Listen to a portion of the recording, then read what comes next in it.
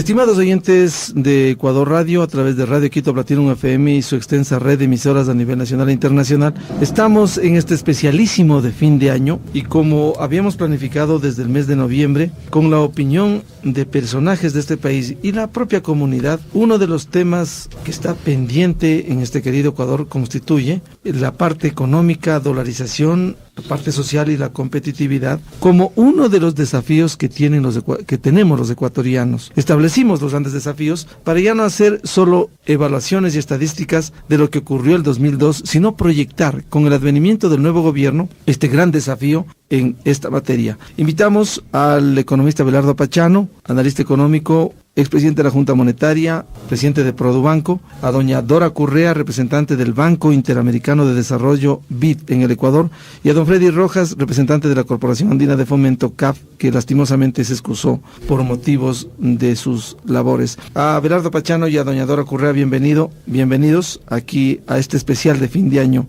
Economista Pachano, desafíos que tiene no solo el gobierno, sino el país a partir del 2003. Economía, la parte social que tiene gran incidencia, dolarización y competitividad.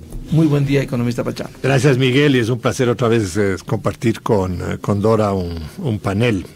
¿Cuál es el elemento perturbador en el manejo económico a lo largo de estos 20 años de democracia? Es más, inclusive los últimos años de la dictadura, en la década de los años 70. Y es el mantenimiento de un Estado desorganizado, que creció anárquicamente, que perdió muchas de sus virtualidades a través de un inadecuado y desorganizado programa de especialización de funciones que permitió la multiplicación de instituciones con poca supervisión y que dio paso a una expansión de su participación en la economía, que no vino sustentada con el esfuerzo propio de recaudación de tributos por parte de todos nosotros, sino a través de la contribución generosa del precio del petróleo en los momentos de gran, yo diría, expansión en los mercados internacionales, que financió ambiciosos programas de la más diversa naturaleza, unos muy convenientes, otros que no tenían ningún grado de prioridad. Y luego con el endeudamiento externo, a través del cual se cobijó mal llamadas políticas sociales que se sustentaron en postulados de atención, por ejemplo, de educación o de salud gratuita, que no han podido ser sostenidos y que no tienen mérito o calidad como para resolver los problemas del país. Entonces, en estos 20 años, el denominador común de la problemática económica ha estado alrededor de la desarticulación de las políticas públicas. Y ese es el gran tema no resuelto por el Ecuador. Para el gobierno entrante, las dificultades más importantes están alrededor de esto. En ponerle al Estado ecuatoriano en una posición que le permita cumplir adecuadamente con sus responsabilidades, hacer bien las cosas, las pocas cosas que tiene que hacer, pero hacerlas bien, financiarlas adecuadamente y con ello crear un ambiente propicio para que las demás actividades del país puedan desarrollarse con certidumbre. Porque la dolarización, la competitividad, el crecimiento económico, el empleo y todas esas cosas van de la mano en una economía integrada a un mundo globalizado con la percepción de viabilidad que ella tiene. Y la percepción de viabilidad empieza por determinar si es que el Estado que representa a esa sociedad está siendo administrado responsablemente. Y cuando estamos hablando entonces del Estado, tenemos que ir desmenuzando la temática en varios campos. Primero, definir cuál es el papel del Estado, qué debe hacer y qué debe dejar de hacer, para qué está capacitado y tiene responsabilidades inequívocas, y sobre qué cosas se han amontonado, acumulado una serie de responsabilidades que son secundarias y además no las hace bien. no tiene recursos, no tiene tecnología, no dispone inclusive de capital humano como para poder encargarlo. Entonces, la primera gran definición es el papel del Estado, el rol del Estado. Y ese es el punto central de la agenda ecuatoriana. No hacemos bien educación, no hacemos bien salud, no tenemos seguridad social y encima nos encargamos de electricidad, de telecomunicaciones, de puertos, de vías. Hacemos de todo. Inclusive llegamos a tener hasta empresas del semen en el Ecuador. Entonces, el Estado ecuatoriano lo que tiene que decir es: me voy a concentrar en resolver los problemas de inequidad, los problemas sociales. Y al resolver los problemas sociales y atender esta situación, yo diría, de injusticia, está atendiendo a uno de los pilares de la competitividad. Porque uno de los pilares de la competitividad es tener un recurso humano capitalizado, intelectualmente capaz. Es decir, que biológicamente se haya desarrollado en un buen ambiente, que le hayan alimentado bien desde la época en que está en el vientre materno, en sus primeros años de vida, que la sociedad le haya dado una buena cobertura y que luego le dé la educación que le permita disponer de todos los instrumentos para que sea un ser útil, un ciudadano útil. Cuando nosotros decimos el papel del Estado y la atención de los problemas sociales, estamos atendiendo dos obligaciones. La una, de buscar una sociedad más equilibrada y equitativa. Y la otra, de hacerle a una sociedad que tiene una fortaleza a través de un capital humano capacitado que le va a dar competitividad. Porque la competitividad viene con la productividad y la productividad viene con el gran aporte creativo del ser humano. Todo las otras, podemos hacer un montón de cosas alrededor, pero si nosotros tenemos trabajadores que no saben ni leer ni escribir y que no estuvieron bien alimentados, que personas son biológicamente subdesarrollados y son con ello ya intelectualmente incapaces. Entonces, por ahí tenemos que ir. Entonces el Estado tiene que hacer bien la educación y para eso hay que entrar a fondo, rompiendo toditos los paradigmas actuales de la educación pública ecuatoriana.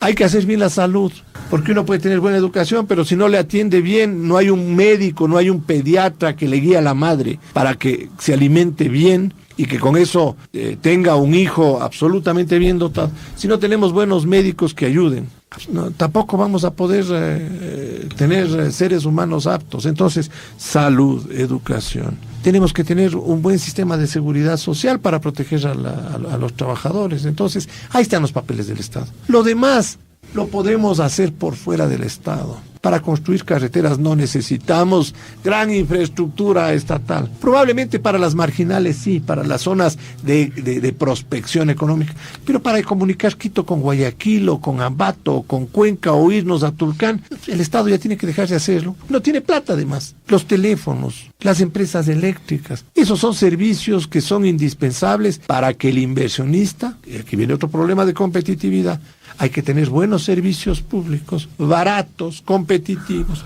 para que la competitividad exista. Economista Pachano, con ese análisis que usted ha formulado, y si volvemos al tema económico vinculado con el área social, va a ser muy difícil si nosotros en el Ecuador, en los últimos años, antes, con el Sucre, aunque nosotros teníamos la posibilidad de emisión de billetes, hoy en dolarización ya no hay esa posibilidad, es mucho más complejo la situación. Usted ve, de alguna manera se ha criticado como irresponsable el manejo económico, cuando en los últimos años, sin ir más lejos del 2001-2002, hubo recursos adicionales de petróleo, hubo recursos por ese excelente trabajo que ha cumplido el Servicio de Rentas Internas, pero que se han desconocido, al punto que hasta este mes de diciembre no se conocía sobre el cierre del 2001, y portavoces oficiales como el ministro de Gobierno decía, bueno, no se cerró el 2000, problemas del 99, es decir, con eso es un mal de muchos.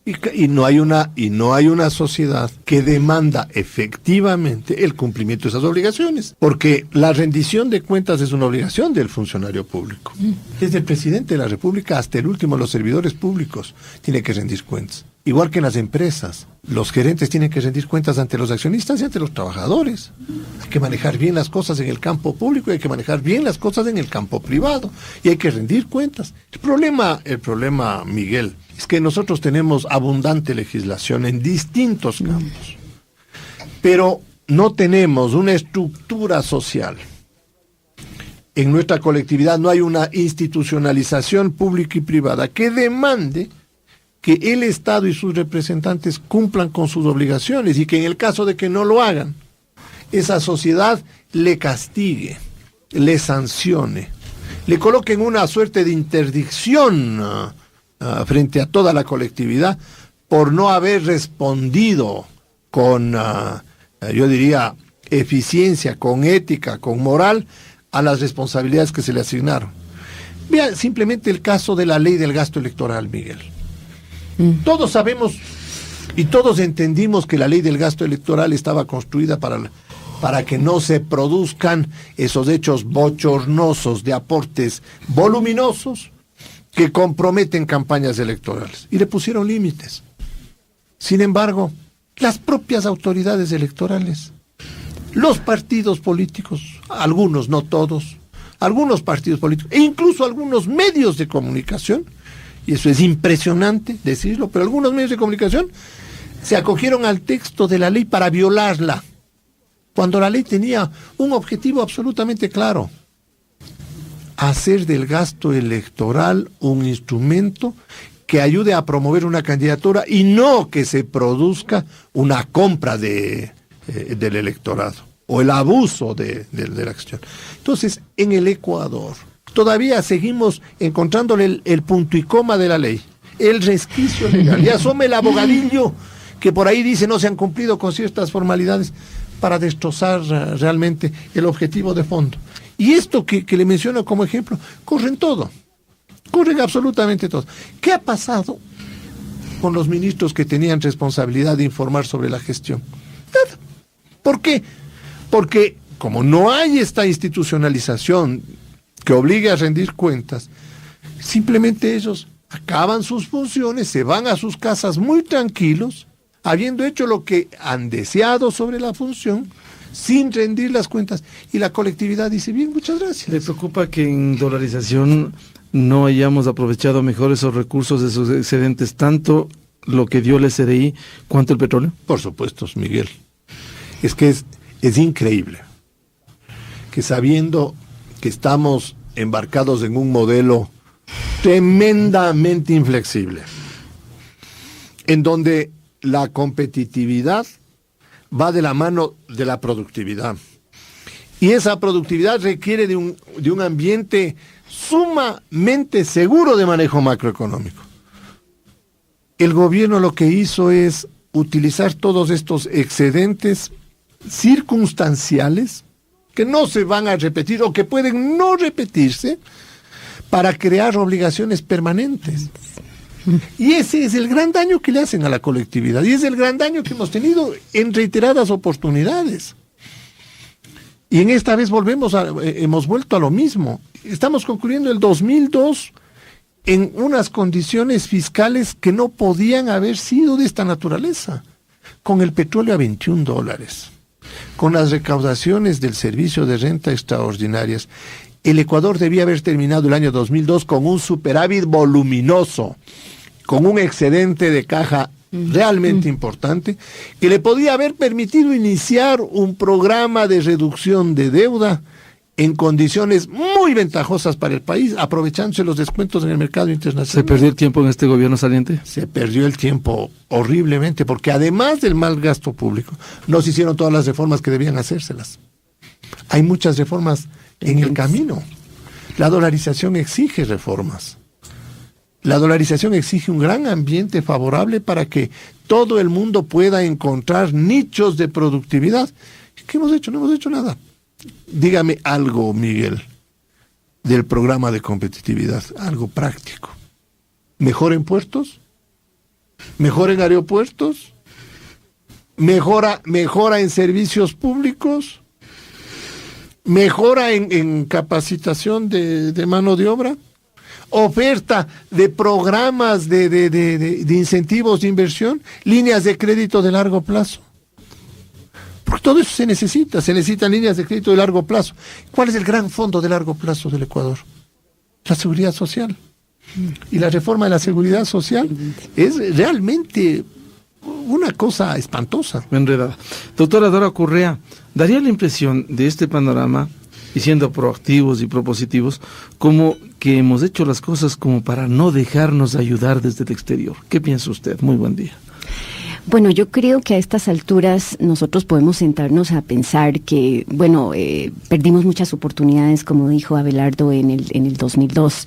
Ciertamente se pensaba que el 2002 iba a ser el puente, ¿verdad?, a una época de crecimiento sostenido, de fortalecimiento de la dolarización, de la competitividad, ¿verdad?, y que básicamente iba a poner a Ecuador en un plano para poder competir a futuro. Yo creo que lo que no se hizo, no se hizo. Y yo más bien quisiera enfocar mis comentarios, Miguel, hacia las oportunidades que se tienen. A mí me parece que, como siempre, claro, el panorama del 2003 no se ve fácil. Pero me parece que para las nuevas autoridades nosotros tenemos que ser más optimistas. Nosotros tenemos que, yo creo que todos los organismos internacionales estamos muy ansiosos de ver un programa coherente de este nuevo gobierno, ¿verdad? Nosotros estamos listos a apoyar a un programa coherente. Nos parece que las oportunidades están sobre la mesa. Hay oportunidades importantísimas para hacer la redefinición que ha mencionado Abelardo, para simplificar un poco la cuestión, decir qué es lo que el Estado puede hacer bien y qué es lo que el Estado no puede hacer bien. A mí me parece que este presidente electo, dada los aliados que tiene una oportunidad única para una vez por todas, ¿verdad?, tal vez encaminar esta cosa que muchos llaman por diferentes nombres, pero que a la larga tal vez se puede llamar un pacto social en el cual a todos los ecuatorianos, como dijo Abelardo, se les garantiza ciertas cosas que son de ellos y ciertas cosas mínimas. Se les garantiza una buena seguridad social que funciona, se les garantiza una buena educación y salud, como mencionó Abelardo, se garantiza también que, como sabemos que el mundo es volátil, el mundo está interconectado por el tema de la globalización, hay que tener una red de protección social por si vienen shocks, y entonces hay que proteger a la gente de esos shocks. Entonces, no es tan complicado, ¿verdad?, lo que se ve.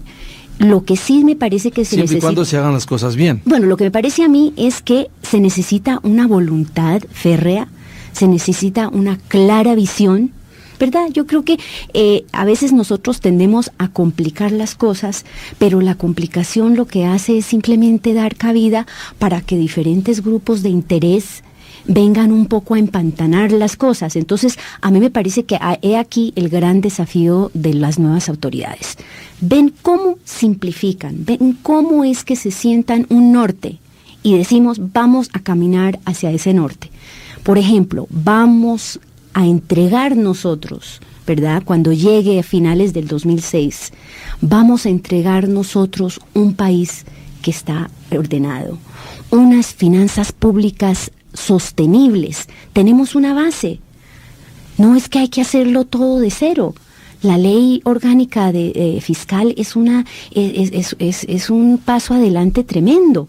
Eso hay que fortalecerlo y hay que hacer lo que dice Abelardo. Hay que simplemente empezar a seguir las reglas de juego, hay que fortalecer eso, hay que fortalecer todos estos mecanismos para informar a la población. Parte del problema en que estamos ahora es que no hay la información, ¿verdad? Tenemos un problema de información al público que no permite esclarecer cuáles son los hechos. Entonces yo creo que tenemos ciertas bases, yo lo vería con optimismo, yo diría, hay ciertas bases, sin duda hay que trabajarlas fuertemente, pero hay esta gran oportunidad de establecer, de enfocar ese tema social, todas esas áreas que Abelardo mencionó y que yo confirmé, y más bien dejar que como esas otras áreas que también Abelardo mencionó que son importantes también para la competitividad, temas de crédito, temas de infraestructura, todas esas cosas yo estoy absolutamente de acuerdo. Démosle cabida al sector privado para que ellos hagan más y enfoquémonos en aquellas cosas que solamente el Estado puede hacer.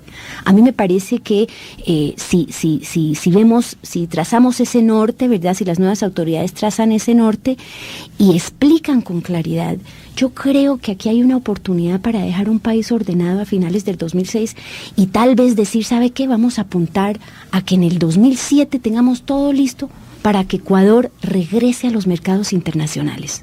¿Qué tal esa? Ahora Ecuador es un país que depende de los multilaterales, ¿verdad? Y todo el mundo resiente eso, porque a nadie le gusta depender de un solo financista que le pone condiciones y que le dice, mire, usted tiene que, no puede tener más gasto corriente, usted tiene que portarse con cierta prudencia, ¿verdad? Manejar fiscalmente con prudencia, pero me parece que este es el momento, ¿verdad?, de poner la casa en orden de los ecuatorianos y de dejar un país ordenado y ya listo para entrar a la globalización, entrar al ALCA y entrar en un periodo de crecimiento que se lo merecen los ecuatorianos. Ahora, siendo optimistas, no se puede generar tampoco falsas expectativas cuando hay algunos pesos que tenemos, si se revisa lo que ha ocurrido con el excedente del petróleo como de servicio de rentas internas. Miguel, a mí me parece que nosotros, yo creo que obviamente no es que el problema es fácil, ¿verdad? Yo no quiero tampoco decir que las cosas son fáciles. Estos problemas son complejos, tienen sus dificultades porque hay intereses, hay falta de información, etcétera, como mencioné anteriormente. Pero me parece que unas autoridades con firmeza, con voluntad, pueden empezar a aprovechar los espacios que hay, a fortalecer las bases que hay para seguir adelante y en realidad manejar esta economía con mucha más eficiencia y de una forma mucho más adecuada. Ya me parece que eso es lo que tienen que exigir, como dijo Abelardo, eso es lo que tienen que exigir los ecuatorianos. Los ecuatorianos tienen que exigir que ya se acabó este tema de la irresponsabilidad y se acabó el momento se acabó esos 20 años de historia, ¿verdad? Esos 20 años y más de historia en la cual habían crónicos déficits fiscales y eran como los detonantes de las crisis económicas, las crisis políticas, las crisis financieras. Ahora ya, ¿verdad?, hay un nuevo modelo, como dijo Abelardo, el nuevo modelo es extremadamente exigente. Entonces veamos a ver cómo es que se pueden aprovechar las oportunidades que hay y ver y aprovechar estas exigencias, porque en cierta manera es como una autodisciplina, ¿verdad? Porque con la dolarización te tienes que transparentar. Entonces hay que aprovechar esas oportunidades. Yo lo quisiera ver de la manera positiva y decirles a las autoridades, hay oportunidades, además hay apoyo de las multilaterales. Todo el mundo quiere apoyar a Ecuador en este momento. Lo único que se necesita es una acción coherente y una voluntad férrea.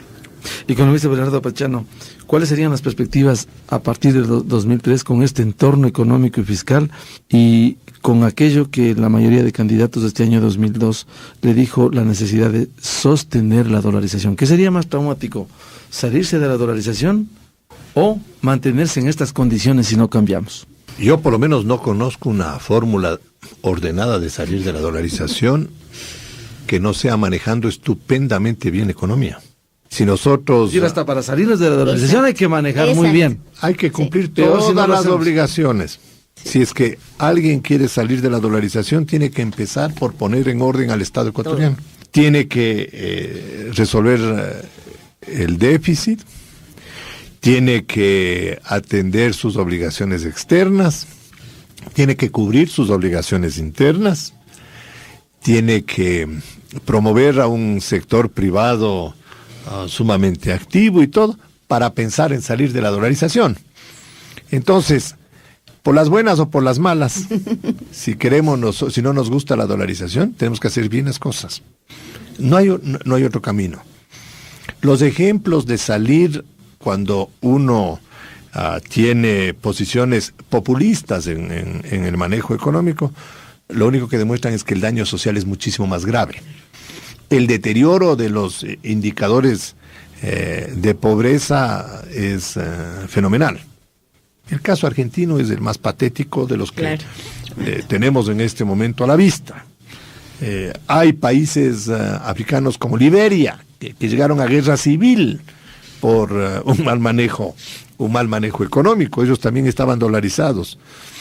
Terminaron creando el dólar liberiano y todas las complicaciones políticas les llevaron a una guerra civil y a una situación espantosamente dolorosa. Entonces, si no nos gusta la dolarización y queremos salirnos de la dolarización, tenemos que hacer las cosas primero bien, para que restituyamos confianza y credibilidad en nuestras instituciones y le devolvamos al Banco Central la facultad de emitir moneda. Pero si estamos en condiciones de mal manejo, de alta incertidumbre, de descomposición fiscal, pensar en salir de la dolarización es simplemente, yo diría, esquizofrénico. Porque tenemos los ejemplos adelante de nosotros y sería uno de los errores más catastróficos que podamos cometer. Y yo no sé qué le pasaría a ese gobierno, honestamente. Yo no sé qué le pasaría a ese gobierno. A mí no me gusta ser un exagerado en las apreciaciones mías, pero el año 99 ya fue un año tremendamente doloroso para todos los ecuatorianos. Y yo no creo que debamos volver a tener ambientes negativos con otras connotaciones, porque yo creo que no se pueden repetir muchísimas cosas que ocurrieron en el año 99. Por ejemplo, hoy día pensar en un congelamiento de cuentas sería una torpeza completa.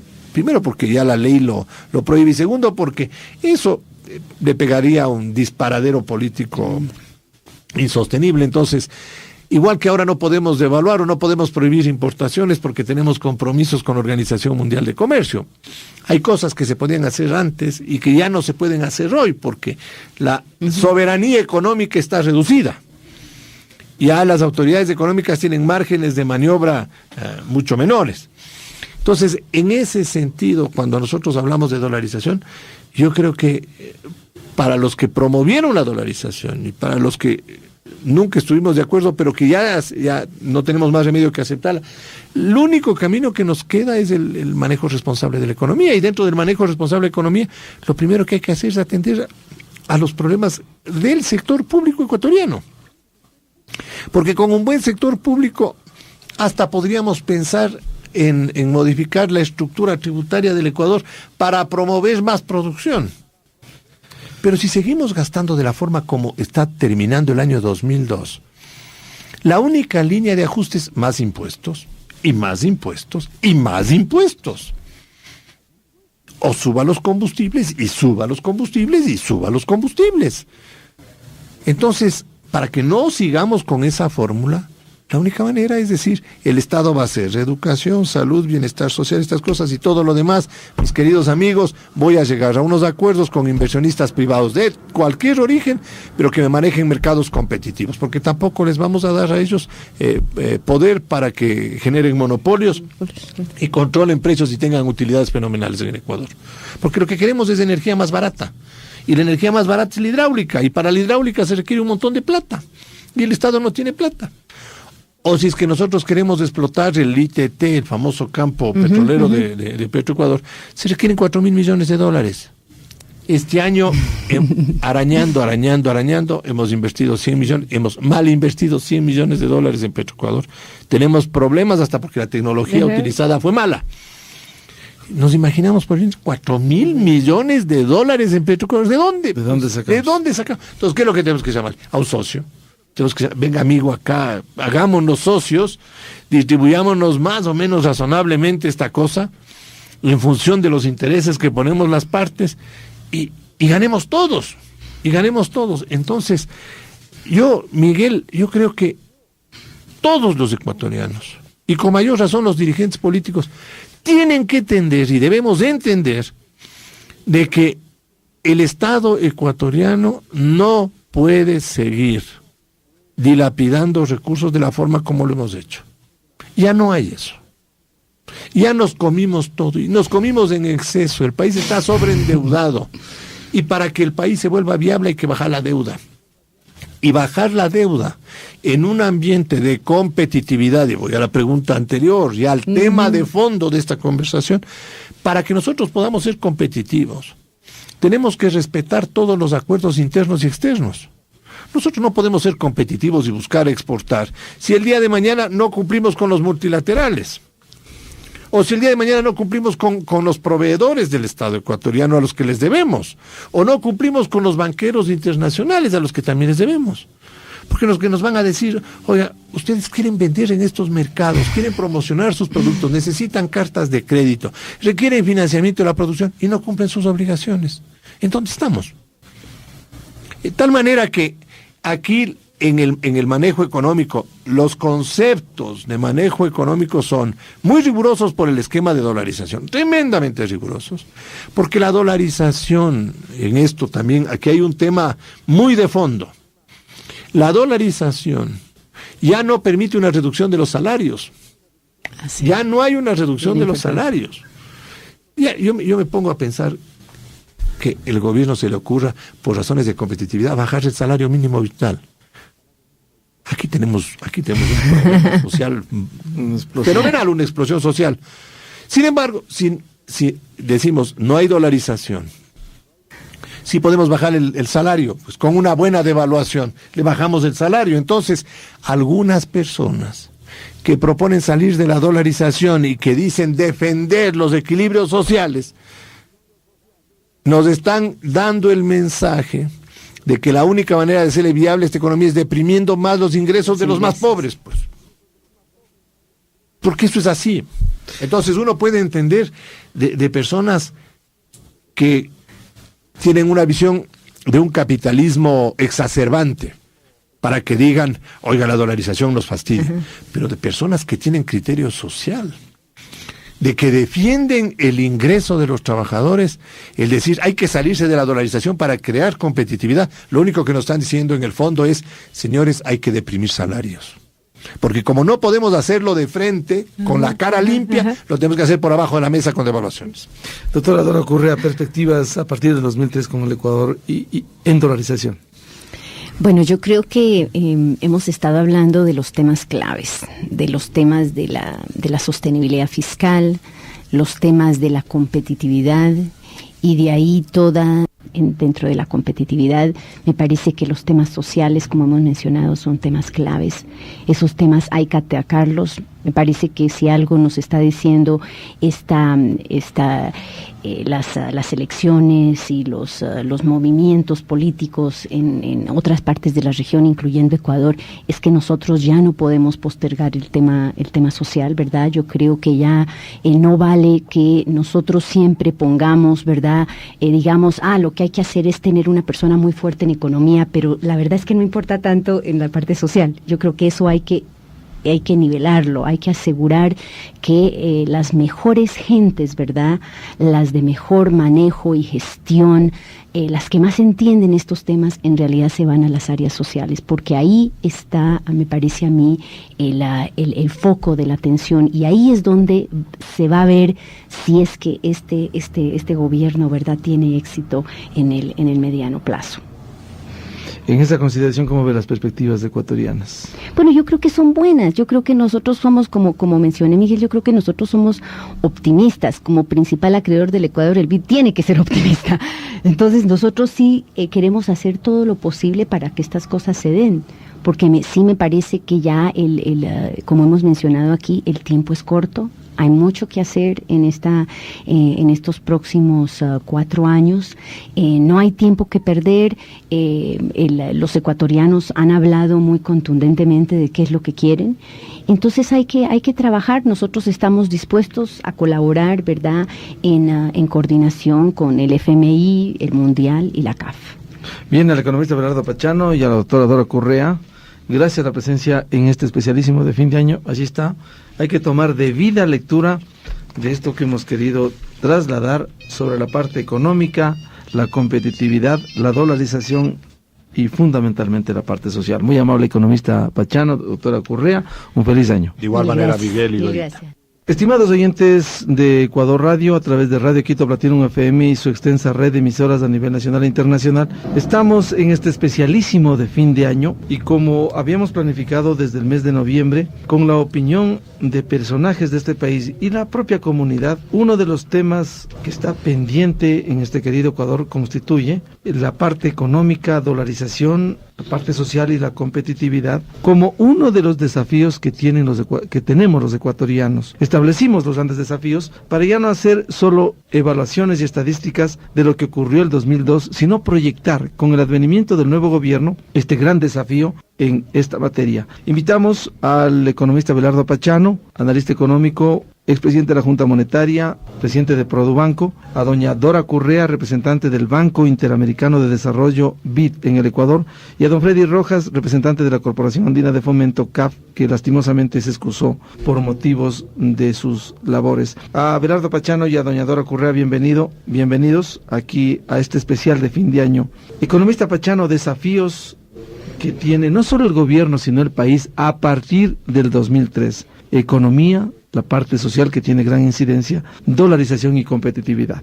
Muy buen día, economista Pachano. Gracias, Miguel, y es un placer otra vez compartir con Dora un panel. ¿Cuál es el elemento perturbador en el manejo económico a lo largo de estos 20 años de democracia? Es más, inclusive los últimos años de la dictadura, en la década de los años 70.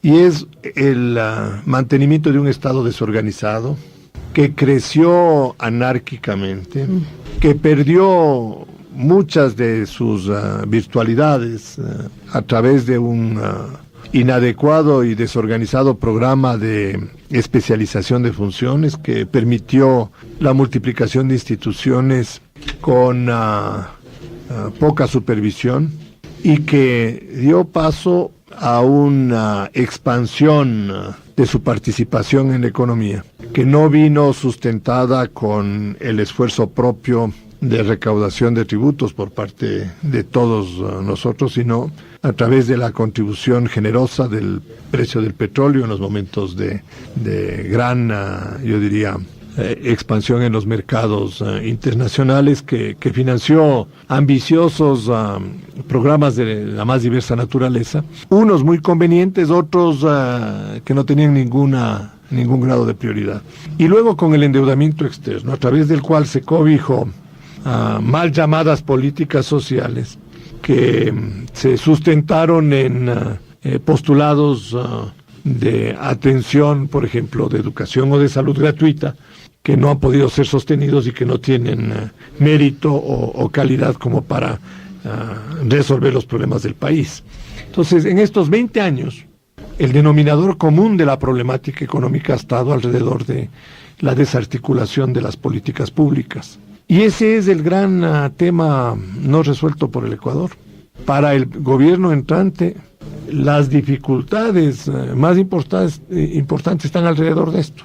En ponerle al Estado ecuatoriano en una posición que le permita cumplir adecuadamente con sus responsabilidades, hacer bien las cosas, las pocas cosas que tiene que hacer, pero hacerlas bien, financiarlas adecuadamente y con ello crear un ambiente propicio para que las demás actividades del país puedan desarrollarse con certidumbre. Porque la dolarización, la competitividad, el crecimiento económico, el empleo y todas esas cosas van de la mano en una economía integrada a un mundo globalizado con la percepción de viabilidad que ella tiene. Y la percepción de viabilidad empieza por determinar si es que el Estado que representa a esa sociedad está siendo administrado responsablemente. Y cuando estamos hablando entonces del Estado, tenemos que ir desmenuzando la temática en varios campos. Primero, definir cuál es el papel del Estado, qué debe hacer y qué debe dejar de hacer, para qué está capacitado y tiene responsabilidades inequívocas, y sobre qué cosas se han amontonado, acumulado una serie de responsabilidades que son secundarias y además no las hace bien. No tiene recursos, no tiene tecnología, no dispone inclusive de capital humano como para poder encargarlo. Entonces, la primera gran definición es el papel del Estado, el rol del Estado. Y ese es el punto central de la agenda ecuatoriana. No hacemos bien educación, no hacemos bien salud, no tenemos seguridad social y encima nos encargamos de electricidad, de telecomunicaciones, de puertos, de vías. Hacemos de todo. Inclusive llegamos a tener hasta empresas del semen en el Ecuador. Entonces, el Estado ecuatoriano lo que tiene que decir es: me voy a concentrar en resolver los problemas de inequidad, los problemas sociales, y al resolver los problemas sociales y atender esta situación, yo diría, de injusticia, está atendiendo a uno de los pilares de la competitividad. Porque uno de los pilares de la competitividad es tener un recurso humano capitalizado, intelectualmente capaz, Es decir, que biológicamente se haya desarrollado en un buen ambiente, que le hayan alimentado bien desde la época en que está en el vientre materno, en sus primeros años de vida, que la sociedad le haya dado una buena cobertura y que luego le dé la educación que le permita disponer de todos los instrumentos para que sea un ser útil, un ciudadano útil. Cuando nosotros decimos el papel del Estado y la atención de los problemas sociales, estamos atendiendo dos obligaciones. La una, de buscar una sociedad más equilibrada y equitativa. Y la otra, de hacerle a una sociedad que tiene una fortaleza a través de un capital humano capacitado que le va a dar competitividad. Porque la competitividad viene con la productividad y la productividad viene con el gran aporte creativo del ser humano. Las otras, podemos hacer un montón de cosas alrededor, pero si nosotros tenemos trabajadores que no saben ni leer ni escribir y que no estuvieron bien alimentados, que personas son biológicamente subdesarrollados y son con ello ya intelectualmente incapaces. Entonces, por ahí tenemos que ir. Entonces el Estado tiene que hacer bien la educación y para eso hay que entrar a fondo, rompiendo toditos los paradigmas actuales de la educación pública ecuatoriana. Hay que hacer bien la salud, porque uno puede tener buena educación, pero si no le atiende bien, no hay un médico, no hay un pediatra que le guíe a la madre para que se alimente bien y que con eso tenga un hijo absolutamente bien dotado. Si no tenemos buenos médicos que ayuden, no, tampoco vamos a poder tener seres humanos aptos. Entonces, salud, educación. Tenemos que tener un buen sistema de seguridad social para proteger a los trabajadores. Entonces, ahí están los papeles del Estado. Lo demás lo podemos hacer por fuera del Estado. Para construir carreteras no necesitamos gran infraestructura estatal. Probablemente para las marginales sí, para las zonas de prospección económica. Pero para comunicar Quito con Guayaquil o con Ambato o con Cuenca o irnos a Tulcán, el Estado ya tiene que dejar de hacerlo. No tiene plata además. Los teléfonos, las empresas eléctricas, esos son servicios que son indispensables para que el inversionista, y aquí viene otro problema de competitividad, hay que tener buenos servicios públicos, baratos, competitivos,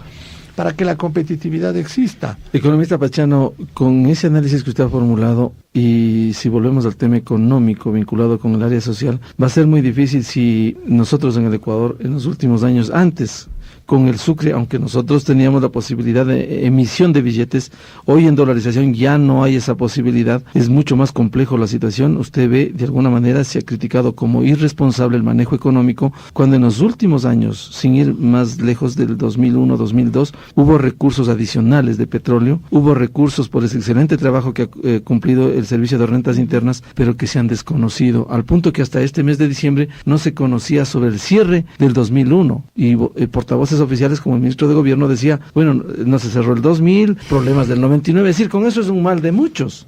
Y no hay una sociedad que demanda efectivamente el cumplimiento de esas obligaciones, porque la rendición de cuentas es una obligación del funcionario público.